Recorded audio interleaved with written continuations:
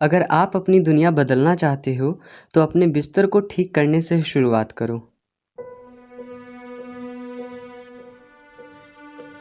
अगर आप रोज़ सुबह उठकर सबसे पहले अपना बिस्तर ठीक करोगे तो आप अपने दिन का पहला टास्क पूरा कर लोगे। इससे आपको एक फीलिंग ऑफ प्राइड मिलेगा और ये फीलिंग ऑफ प्राइड आपको इनकरेज करेगा अगला काम करने के लिए, फिर अगला काम, फिर अगला काम।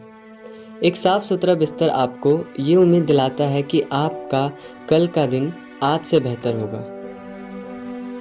मैं 36 साल से एक नौसैनिक रहा हूँ।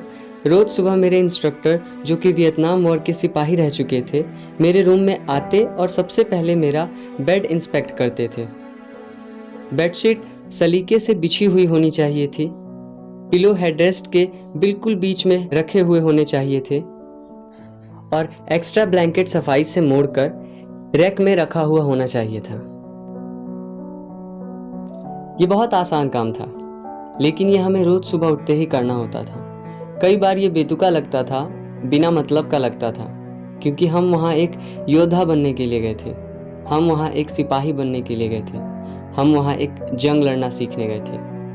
लेकिन इस सिंपल से काम के पीछे छिपी हुई बड़ी बात मेरे सामने कई बार साबित हुई। दिन के आखिर में उस काम की वजह से आपके कई काम पूरे हो चुके होंगे।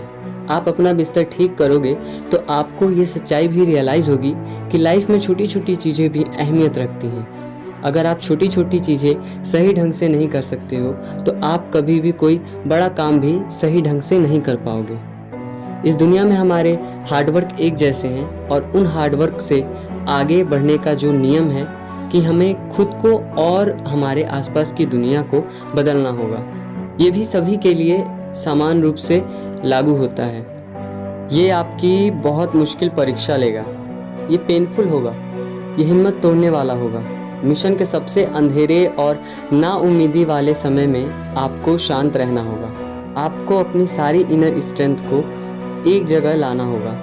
अगर आप दुनिया बदलना चाहते हो तो आपको अपनी ज़िंदगी के सबसे अंधेरे समय में भी ज़बरदस्त हिम्मत दिखानी होगी। कोई भी कहीं पर भी दुनिया बदल सकता है। दुनिया घूमते हुए मैंने ये सीखा है कि ये एक उम्मीद की शक्ति है, एक इंसान की शक्ति है। एक इंसान दुनिया बदल सकता है लोगों को उम्मीद देकर। तो अगर आप दुनिया बदलना चाहते हो तो सुबह की शुरुआत में ही एक काम कंप्लीट कर दो। किसी को ढूंढो जो आपकी ज़िंदगी में आपकी मदद करे। सभी की रिस्पेक्ट करो।